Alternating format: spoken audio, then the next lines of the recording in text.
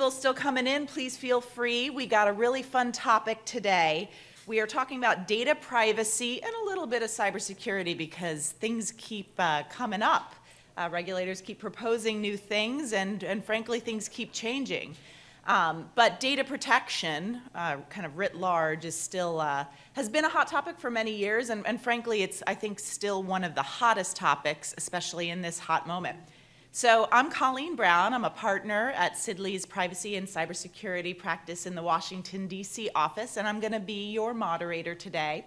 We have a fantastic panel here to speak with you, and we're going to cover a lot of ground today, but I'd just like to take a moment to introduce my panelists here. So first to my right is Jeremy Rue. He is the CFA and General Counsel. He is a CFA and General Counsel and Chief Compliance Officer of Hamlin Capital Management, where he is responsible for all legal and compliance matters for the firm. So he does it all. I'm sure there are some of you in the audience also in kind of a similar position where you are doing it all for your firm, and so privacy may come as part of your profile. He has spent time in FINRA's Market Regulation Department and the SEC's Division of Enforcement Asset Management Unit. Rue graduated cum laude from Brooklyn Law School, where he was an International Business Law Fellow and an Associate Editor of the Brooklyn Journal of International Law. He's also a member of the Brooklyn Law School Alumni Board. Then next to him we have Adomas Sudika, who serves at Privacy Counsel at OneTrust. If you are not familiar with OneTrust, you may soon be, because they are an enormously growing company and one of the kind of go-to consultants and also software services for privacy compliance and cybersecurity compliance as well. And he provides guidance on the global data privacy regulations and standards and works in platform content development.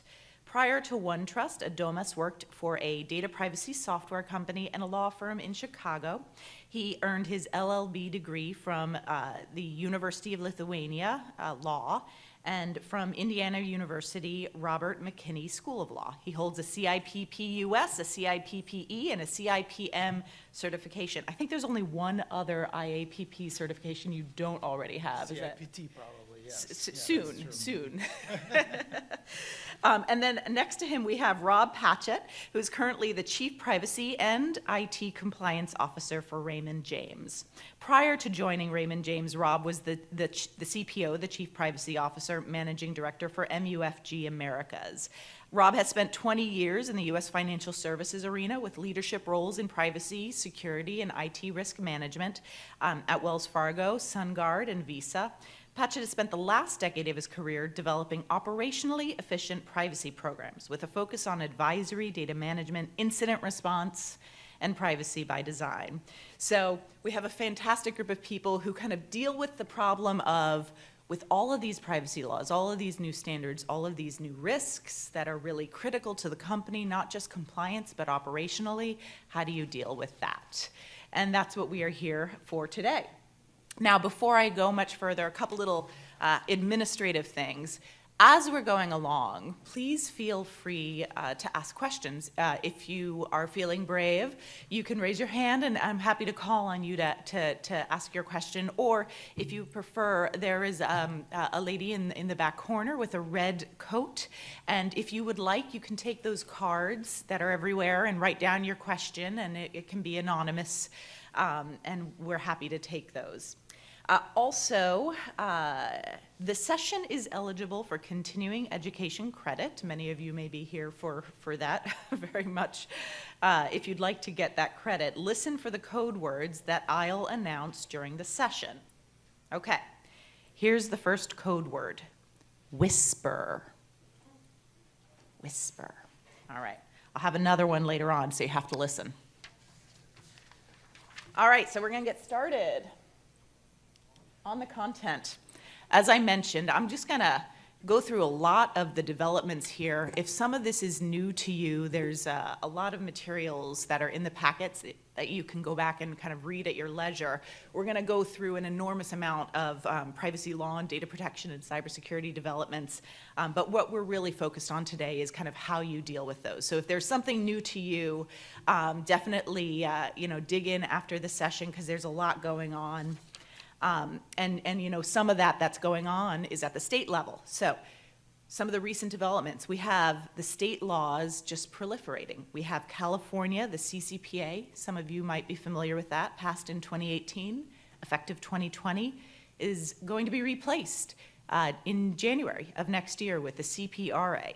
It has a GLBA data-based exemption that's really important for most of the people here.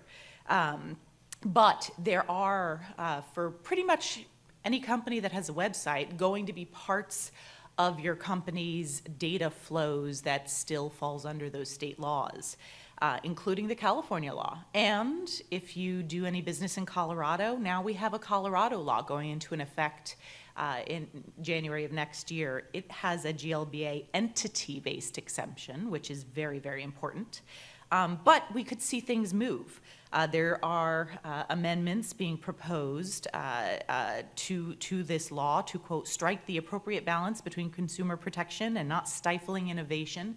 So we don't really know how these will land, which is kind of a common theme with these state laws. They keep changing. Virginia also has a brand new law with a GLBA entity-based exemption, and there are a ton of bills under consideration to amend the law. And also, importantly, there's at least 17 states with privacy legislation pending. This was about 2 weeks ago. We probably have another more, or maybe even more than a couple more. Also, we have a lot going on with AI policy. Now, this is really important to the industry because many of you are using data analytics. You are using machine learning technology for operational purposes, as well as investment purposes. There's so many deployments of the AI technology, and frankly, the regulatory regime is a little bit of the Wild West, and there's a whole bunch of debate happening right now about how we regulate it so that there is responsible AI use. There's also policy papers being issued by important regulators and regulatory authority thought leaders, including the Department of Commerce, the White House proposing an AI Bill of Rights. In the National Defense Authorization Act of 2021, Congress directed NIST to develop a voluntary framework. The Algorithmic Accountability Act is probably going to be reintroduced this year.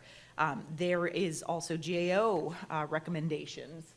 You have a whole bunch more going on AI, and you can look at this later, but FINRA is very focused on these issues. We had the Fed, the CFPB, FDIC, OCC requesting information, the FTC posting stuff. The UK, of course, globally, this is a major issue. UK rolling out AI standards initiative. Spain is budgeting to create a specific AI supervisory authority among EU member states by 2023. And the EU has also proposed a really significant and comprehensive AI regulatory tool. So privacy laws are changing. AI policy is emerging with potential significant impact to our industry. I'm going to turn it to our panelists now. Rob, I'm going to start with you. So how are companies, how are firms dealing with this proliferation of privacy laws, privacy regulations, all of this uncertainty, and at the same time increasing expectations by clients and customers to be focused on privacy, focused on security? How do you manage all that uncertainty?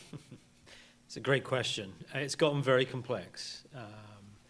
And certainly, depending on the size, scope of the organization, that's a huge part of this as well. Just where these laws sit, where they apply, figuring out the applicability to the business activities, which again, part of a standard sort of regulatory change management process. But what we realized at Raymond James was that we had to invest more in a framework. So it's a framework-based approach that focusing on principles around a vast amount of data collection use and activities associated at the firm with our suppliers, but really also harnessing from an ethical perspective within the organization what that means to our firm and standing behind that. So a framework isn't just a document that lives, on a shelf somewhere or in a spreadsheet or in a piece of software.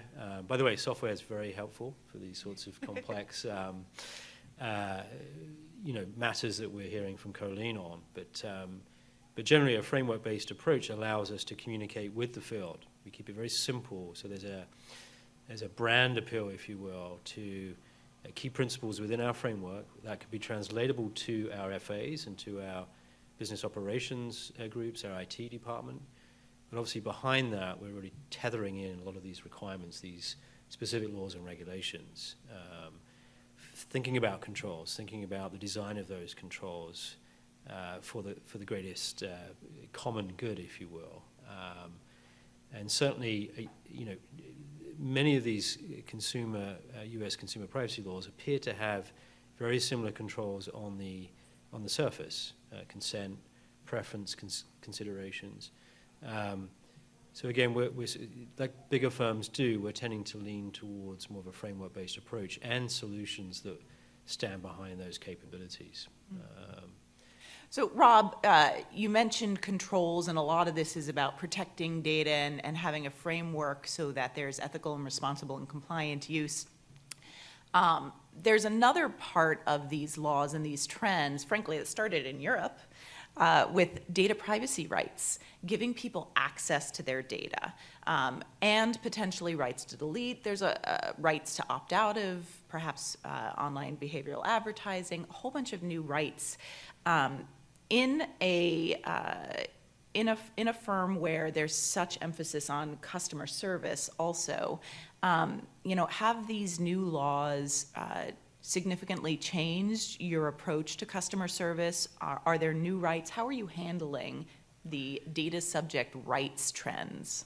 Great question. Yeah, we've spent a lot of time strategically considering what kind of firm we want to be, in short. So our position is many of our clients do not understand, as we heard from Colleen, a data level exemption versus a entity level exemption. Trying to satisfy a disgruntled client with an explanation such as that when they want to see their own data and see what we've been doing with their data isn't a good narrative. So we're very much promoting transparency through honoring these requests more broadly and creating those sort of capabilities whereby we'll give folks a view into what we're doing with their data. So regardless of what state, where you live, where you reside, where you work, you'll get that sort of consistent message back from us here at Raymond James. We're hearing other firms take that approach. And I think as more states come online, that trend will probably shift in that direction. Easy to sort of say if you're from California, thank you, no thank you, we're not going to honor a request. Particularly if it's a more benign type of request, not one that's on the back of a data breach or an incident that might involve some legal action. But generally, we believe most of these requests are more inquisitive. They're less to do with folks that are upset. There is a more of a tipping point in understanding how we're sharing data with third parties. That seems to be a very big point of interest, at least for our client base. And so, providing a fairly sanitized view into what we're doing with that information is our approach generally here. That may sound easier said than done, but there's a lot of data management sort of underpinnings that come with that as well, in terms of really sort of looking at a client 360 view of their data and what we're doing with it. I think California's made that a little easier because it's prescriptive only to a view of categorization of use of data. So it's not getting down to the nitty-gritty of every single use case that we may be leveraging that personal information for, to service or to market, to share that information. But it's a good starting point. I think that will probably likely be a shift as well. We'll see more granularity with some of these regulations that require more specific understanding of use, not just sort of categorization. So we're talking now about how we help our clients, how we help clients understand how their data is used. That requires you having that understanding of how data is used. And speaking of things that are easier said than done, how do you manage that kind of visibility? Thankfully, we're not seeing many requests at this point, but we're preparing for that today. So in terms of managing it, involves client operational, client servicing teams, education there, technology and data management to help really understand that data environment. We're working with our supplier risk management teams, which many folks have had to do anyway to affect the contractual language. But really, organizational data flows, things like that, working with IT and data to understand that flow of information. So there's a lot of work the compliance team does here to sort of furnish those requirements to our business partners and technology partners. We consider that a program effort, and we have sort of a governance approach to that. A lot of test case scenarios, a lot of dipping our toes into our client base to understand their needs and how they want to see things. A lot of this is sort of preparing for the unknown to some degree. And certainly, now I live in Florida, you don't want to prepare for one of those hurricanes as it's approaching. So we sort of view it as, a lot can go wrong here pretty quickly if we don't have a good response to our top clients, or any client, in fact. So preparing sounds like it's a multi-stakeholder process. There's probably a lot of manual process involved, and certainly historically it's been very manual. Frankly, I've seen this evolve over the last more than decade, and data mapping can be pretty painful, but there's also things changing in the industry. So I'm going to move to Adomas now. Speaking of things changing in the industry to potentially make these challenges more doable, can you tell us a little bit about how technology is evolving to help companies get this right? Absolutely, Colleen. And Bob mentioned that technology has become the backbone of any robust data privacy management program. And companies of all sizes, representing all industries, develop their data privacy strategies and then rely heavily on technology to put those strategies in action, to integrate those strategies into their everyday business operations. So we see how our customers very successfully leverage technology to, for example, automate the fulfillment of data rights requests, or assess their information security management systems for any risks and then put the necessary controls to manage those risks, or to onboard their third-party vendors. Third-party risk management is such an important topic for compliance professionals. So technology provides this so needed know-how to solve more complex data privacy issues brought by the interconnectedness of the global financial markets, and honestly by this extraterritorial effect of many of the data privacy regulations that affects this industry. So compliance professionals should adapt to this new notion that data they manage may be covered by data privacy regulations of multiple jurisdictions, not just of jurisdiction that they sit in.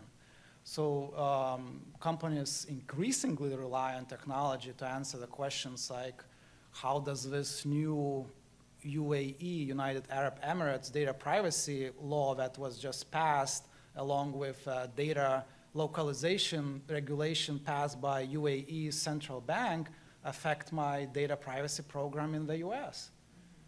Do I need to make any adjustments? Or there was this decision issued by the Belgium Data Protection Authority regarding cookies. Do I need to make any adjustments to my data privacy program in Canada?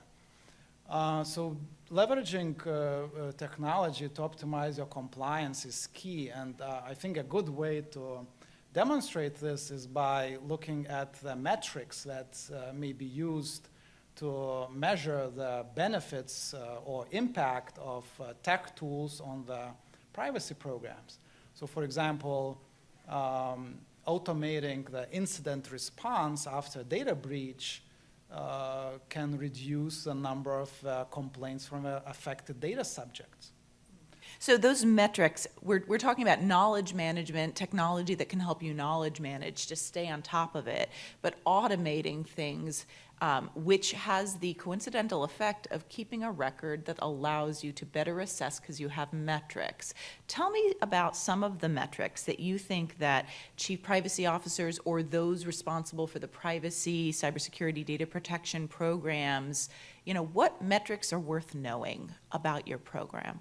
Absolutely. So, and I spoke to some of you in the audience today about how difficult it is sometimes for compliance professionals to sell the need for technology to be integrated in the overall compliance programs, because those tools are pretty new, and sometimes it is difficult to convince the executive level people to kind of buy into those products and services. And I like to give a couple examples to them. So for example, onboarding of third-party vendors. So doing those assessments through automation significantly reduces the time needed to onboard your third-party vendors. And that saves time, and your third-party vendor can start working with you much. And speaking of that onboarding, that's a key process. Onboarding, not just getting them access to things, but making sure that you validate that their information security standards are, meeting your standards, that you are exercising the appropriate regulatorily required oversight of those vendors. So it's not just about get them working. It's also that diligence that you have to do and have a record of. Absolutely. Another thing, a great point, Colleen, that you just mentioned, is that technology can help to document compliance. And that's very important, because if there are issues, if there are complaints for example, from a data subject about something, or someone tells you that, okay, I never gave you this consent to use my materials for marketing purposes, or I never gave you this consent to share my information with someone. So technology can help to defend the companies, honestly, to show that, well, you gave this consent, and capturing those compliance moments, those moments that are important for compliance, it's so important, because you never know when the regulator will knock at your door, and you will need to show that, well, I was complying with the law at that very moment and time when this data subject interacted with us. That's another thing, because technology will be very important for evidence law, for example.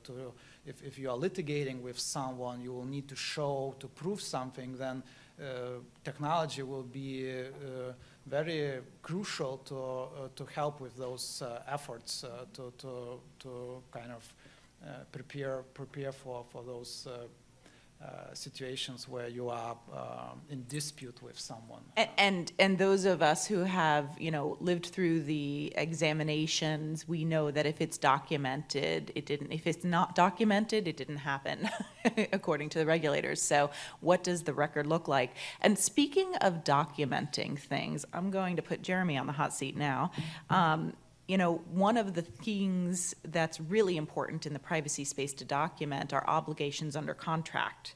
And contracting in the data protection space has gotten Well, just very, very complex now. And so, how do you handle risk in contracts? For example, the cost of data breaches going up and up and up, just skyrocketing costs there, the risks. In cyber insurance may not necessarily cover all risks. Those are things you can deal with in contracts. So how do you approach documenting privacy and cyber obligations and risks in contracts? Sure. So the first step is always going to be, with any of these points of discussion, is understanding how data flows within your firm, what permissions have been granted with that data that it may be used for, and then understanding the level of risk. So I'm sure everyone here, when you onboard a new vendor, you're looking at things like, is this vendor DR essential? Do they have a DR plan in place? What are their security policies, if to the extent that you are passing data along through them, to them. There are certainly going to be some vendors that are critical to your own ability to produce data or your own processes. Increasingly, as we start adopting more technology layers, though, we are also spreading the amount of places that your data is going to end up. So what I mean by that, let's look at a practical example. Somebody's coming to you, open up a new account. There's going to be email traffic with highly sensitive customer data in it. Knowing what you can do with that data besides opening the account is sort of a first important step in understanding your characterization map. But also, that data is going to be, because it's flowing through email, it's going to your archiving system. It's going to get passed along to a custodian or a fund administrator, depending on the vehicle. And those people have their own underlying vendors as well. At the same time, it's going to be sitting in a Microsoft Cloud if you're using Outlook 365. It's going to be sitting on any device that has access to that data source. So this is becoming more of a problem with the work from home scenario, where there's increasingly larger amounts of data that's being accessed from more and more locations than in the past. And some of this data access is not necessarily going to be apparent to you. To what extent are your employees, for example, let's say you've got some employees in their mid-20s and they've decided, let's all go rent a house in Colorado and work remotely together there.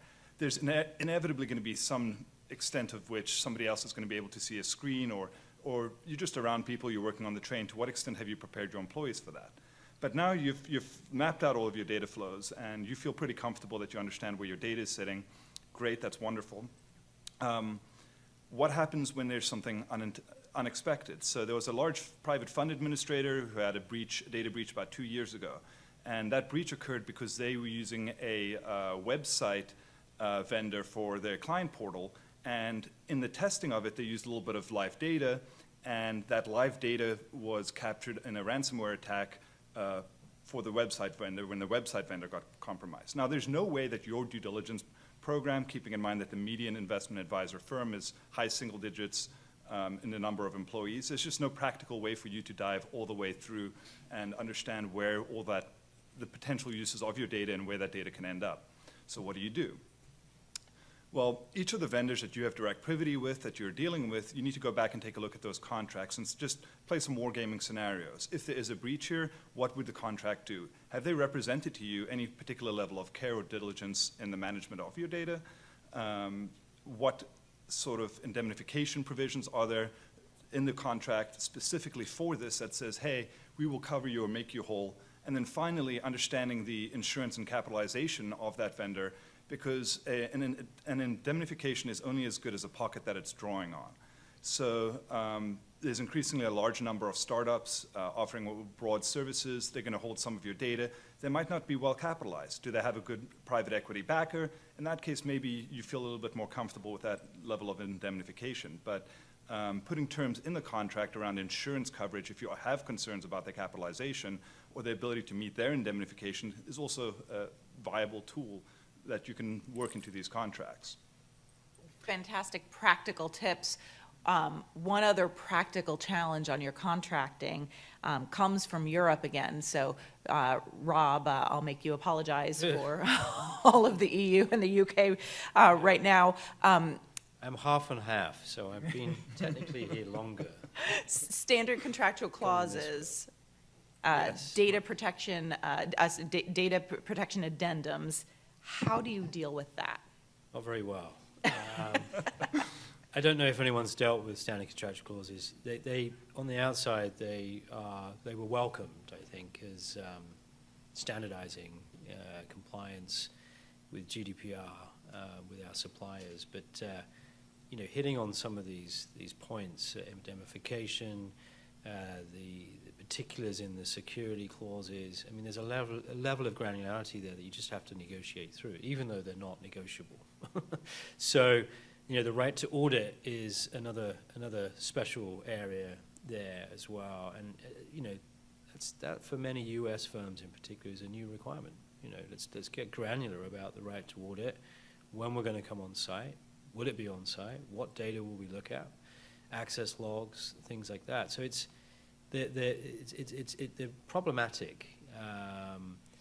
They're resource intensive, and that really wasn't the intent of them. So I think we're doing a fairly good job from a U.S. sort of response perspective. But you know, things like California, where you're seeing more there from a supplier risk management perspective. You're seeing particular requirements there. We'll see it again with CPRA.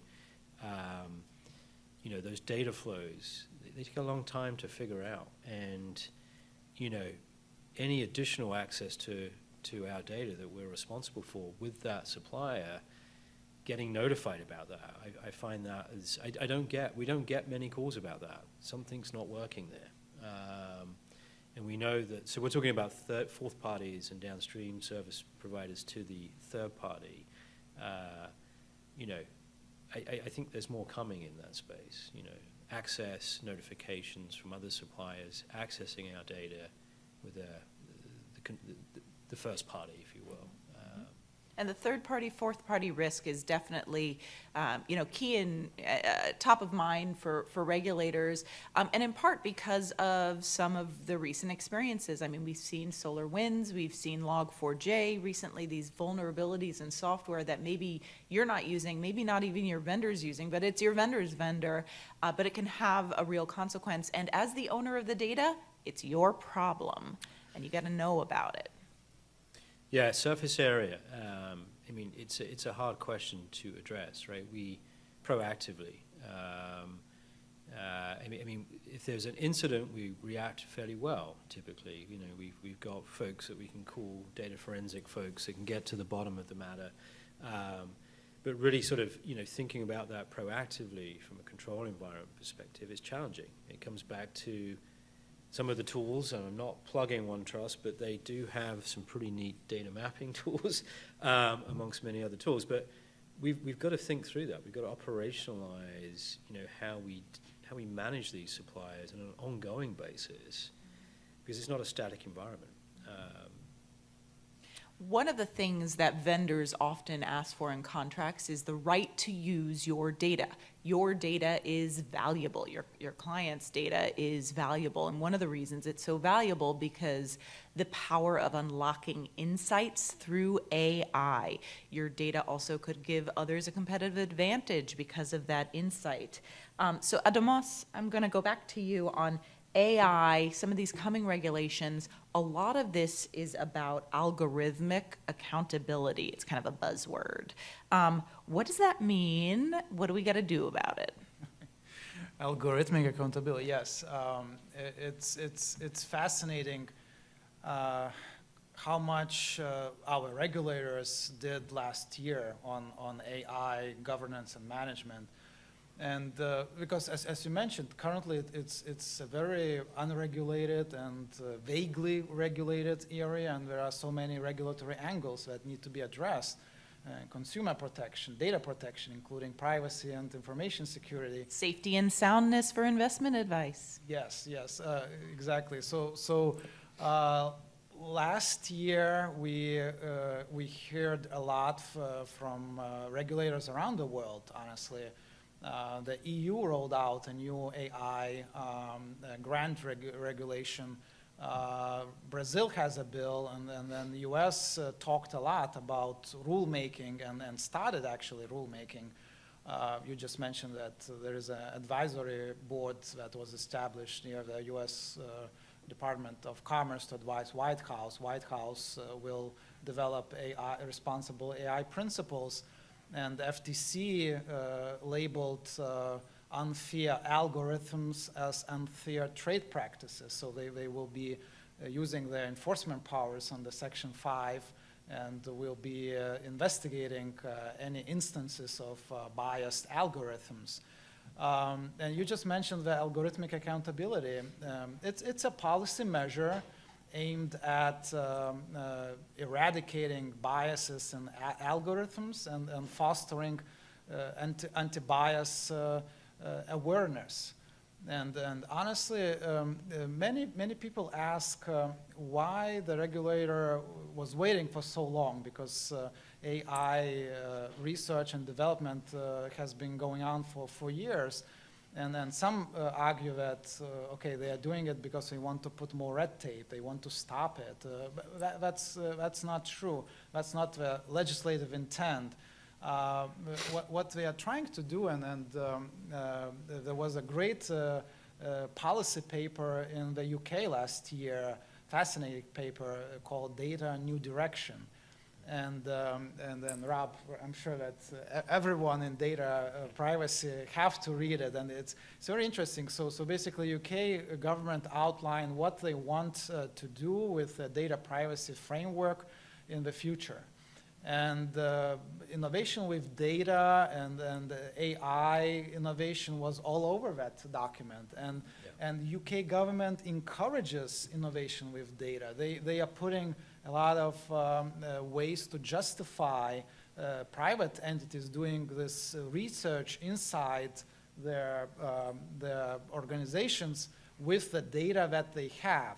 So that's called innovation with data, to acquire knowledge from that data and then apply that knowledge to the products, services that they are developing, to develop new products and services. So there is a clear benefit to the data subject, to the society in that, and governments realize that, and they are encouraging it. And you know what I thought was very interesting about that paper, just thinking about geopolitically in this regulation arms race, if you will, I felt that the UK government was saying, you know, post-Brexit, hey, we're better at this. We're not going to stifle innovation. We know how to grow the economy. We recognize the value of data. We're not going to just be naysayers here. We're going to be facilitators here, responsible data use, of course, but you know, with the yoke of the EU off of us, we're going to have a very different perspective on data protection. I actually thought it was very notable how much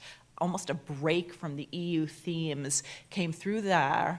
But what it really highlights is there is a competition right now amongst jurisdictions to be the place to be for data use and innovation.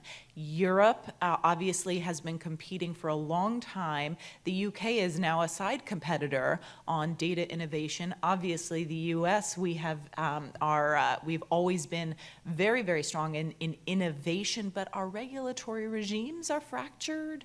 And because we, don't get a lot of things passed in Congress, we may not win the war to be the precedent-setting regulation. And in the background is China. That is absolutely competing. So there is a jurisdictional race going on about, who's going to set the standards, because you know what? It's a global economy, and whatever's going, we'll have to see how it shakes out. But that turns me back to Rob. And this is going to be a little bit later in, but I think now's the right time to bring it up. How do you deal with these fractured regulatory regimes and, the jurisdictional jockeying going on to be setting the standard? How do you create a global framework to deal with that? Well, I'll just comment on one aspect of that splintered environment, which is Florida. So that's where I live now. There is a new Florida privacy bill coming through. It's clear that folks really don't understand what financial services companies do under Reg SP and GLBA today. Convinced that we're selling information and data. So I think there's a gap. There's a reaction. I think I completely agree with everything you've said about the competitive nature of data, the business value of data. And I think there's an opportunity here. There's going to be winners and losers in this at a company level. I mean, I think we have to, what we're really talking about is customer 360. It's about understanding our customers' preferences, to build closer digital relationships with them and provide those sorts of services that we're all sort of on the edge of wanting to hear and see more about, whether that's digital assistance or there's some sort of market advisor, that's out there, software-wise, artificial intelligence-wise. So I think framework, again, I'll come back to that. I sort of beat the framework drum, but that's really what we're getting behind, and transparency within that framework is absolutely key. If you're gonna trust us with your information, here's how we're putting it to work. Have a say in that, and I think that's where some of the UK positioning's going. Is that if you're a company, you got to be transparent about that data and how you're using it. If it's public information, we've got to be more transparent with you about how folks are using that as well. So you're going to have to access that data and use it in a way and make that visible to folks. So I think it's a fascinating time. Again, we're trying to take a high bar approach because we'd all like one sort of federal level privacy bill here in the US. Colleen, you'd be a better person to tell me the likelihood of that. I've given up. I don't make predictions. I've been holding my breath for way too long to see privacy and cybersecurity legislation. But, President Biden did make a very strong case for privacy legislation in the State of the Union address. And, I think he called on some things, and there's some things here that are bipartisan, such as children's privacy, children's safety, and also cybersecurity in light of recent geopolitical events, are things that potentially could unite. So who knows? Maybe, but again, I still am not holding my breath. I want to go back to Jeremy on this, the competition among the jurisdictions. Is there a particular regulatory regime kind of globally that you have your eye on as you're tracking where things go? I mean, for a U.S. advisor, at the end of the day, there might be some influence there, but I think U.S. regulatory schemas fundamentally disagree from the European approach in sort of the underlying principles level. And certainly on a state-by-state basis, different states are more European or less European in their approach. So it's not always necessarily all that helpful, but what you do see is this drumbeat moving in this direction, and just the increased focus on it means that on some level you need to take a look at your policies and procedure documents and say, where am I silent on this? Where is there perhaps additional policies that are needed? Perhaps even if it's just something as simple as, we will not use our data for XYZ, or we do not use our data for XYZ, making sure that that's in fact the case. And if you don't specify use of it, again, it's something that you really should be thinking about and taking a look at it, because you do have other obligations, and certainly on the state level, you're going to have at some point, everyone here at some point will have a data breach in the next 50 years, 100 years, however long it takes, it's going to happen. And just understanding that you have a framework in place in order to respond, I think, is important, rather than necessarily worrying about, to what extent does GDPR and the data sub-processor concept there going to be reflected in U.S. law. You will get warning when that happens, but you'll get my emails and my blog posts and my client alerts. Absolutely. Right. But if you just think of it sort of from your touchstone, which at the end of the day is your fiduciary duty, what should you be doing? What level of care should you be taking with your client's data? Chances are you will satisfy or come close enough to satisfy the U.S. approach, which tends to be more principle and less detail-oriented than the European approach. So, that fiduciary duty concept, there's a lot of things from the SEC, from FINRA, from a alphabet soup of financial regulators that are converging for some principles. Before we move too far away from AI, I just wanted to make mention of the fact that it's not just the data you collect from your customers, it's also the data you create and it's the data that you buy. And I would recommend to your attention a recent case, speaking of AI and alternative data analytics, the App Annie case, which is really important because when we think about algorithmic bias and algorithmic accountability for your alternative data programs, a really important concept here is the data ingest. What's the nature of the data you have? And there is a host of obligations, not just privacy laws, it's traditional securities regulatory interests in play to make sure that the data you use has integrity, and that it's good data, basically. And most firms are getting this from vendors. There's a lot of vendors in this space. And you have duties to do some diligence there, and there's some emerging law around that.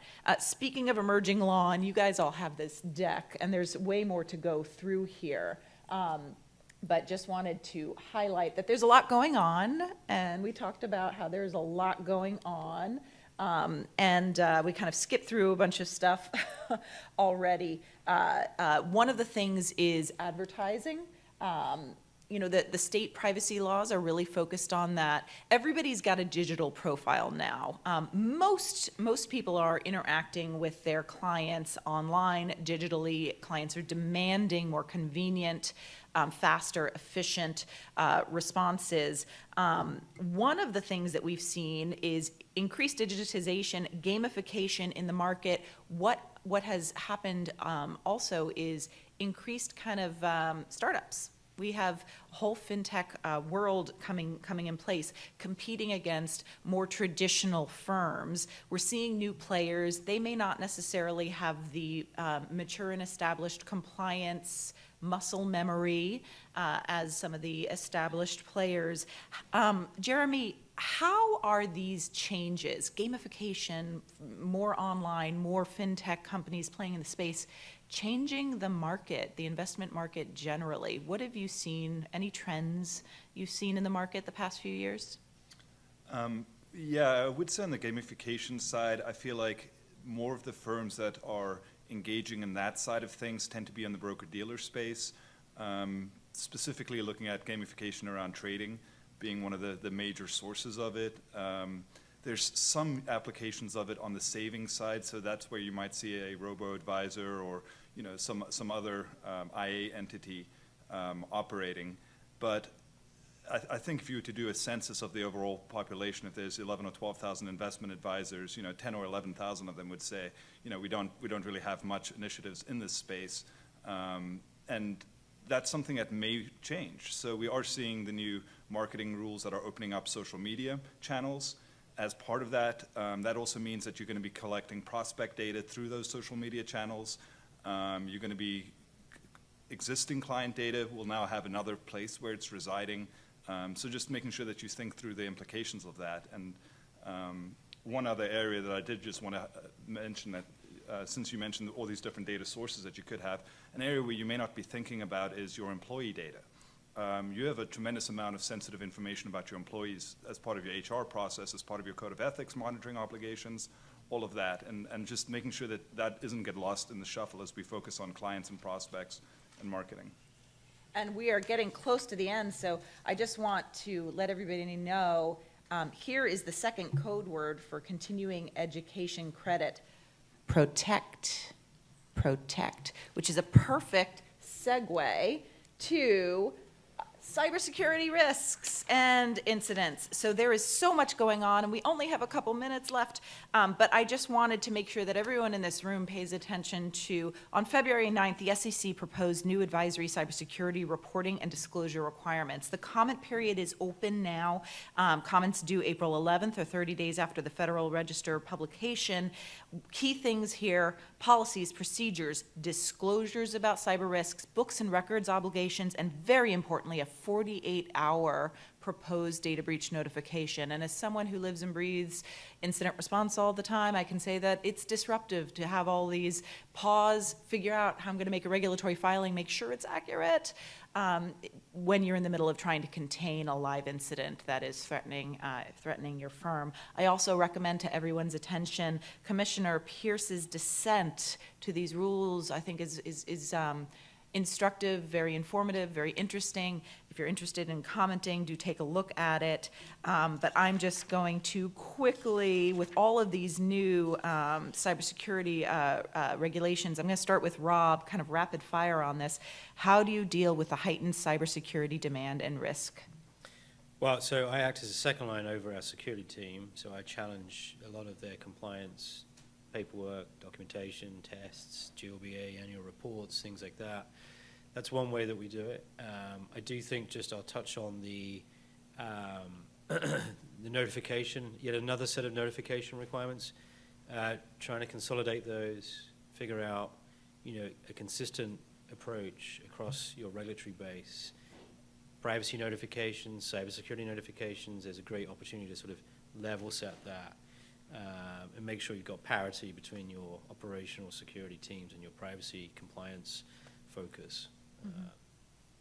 Adomas, any recommendations, practical tools to manage the increasing cyber risk and regulatory complexity? I would say back to the basics. I was just also reading the recent cases that SEC brought against investment advisory firms. So last year, 3 of them were investigated and for mishandling the cloud-based email accounts. And MFA, ask your CISO, is it in place? yeah, and these are basic requirements. So I think that we have to go back, and one of the firms did not have written policies in place. So that's a big no-no. That's a big red flag. And then when the firm got the written policies in place, there was a 3-month gap until they aligned those written policies with their operations. And SEC noted that, and that's a big red flag. So get your governance in place. That's the first step that everyone should do. Get your governance in place. Do the security awareness training to your work staff to educate your staff about the policies, which is very important. Written policies are legal documents. So if you promise something, it's a contract. If you promise something, you have to make good of your promises. And the SEC will look at your policies. If They you will. write it, you make sure you're doing it. I mean, that's just absolutely critical. Critical, yeah. It's not enough just to have written policies. You have to align your practices with the policies, and that's two big things that all the investment advisory service firms have to do within their programs. And we're at time, so Jeremy, any final words on managing cyber risk, particularly if you don't have an enormous workforce and resources to deal with it? Yeah, I think at the very least, just 48 hours is not a lot of time to respond or start to take action. So when you need to think about this in advance, and it's not all that difficult to imagine a couple of scenarios and then just mapping out how your firm would respond to it. And then that will also inform you the extent to which you might have vulnerabilities. So do you have the ability to track how data was compromised, what data was compromised, who's watching that for you, who's managing your network security in responding to that, and do they have a team in place and test it? Testing. Have policies, follow them, implement them, align your practices, great, but also test, because that's the only way to find gaps in coverage. Well, I think that sums it out very nicely. Thank you to all of my panelists today for their valuable and very practical insight. We have a lot of action items. Hopefully you were noting down some things to go look at, things to go check on, so that this was a practical panel. That was definitely our objective. We appreciate your time with us today, and enjoy the rest of the conclusions of the conference. Thank you. Thanks, guys. Bye. Thank you.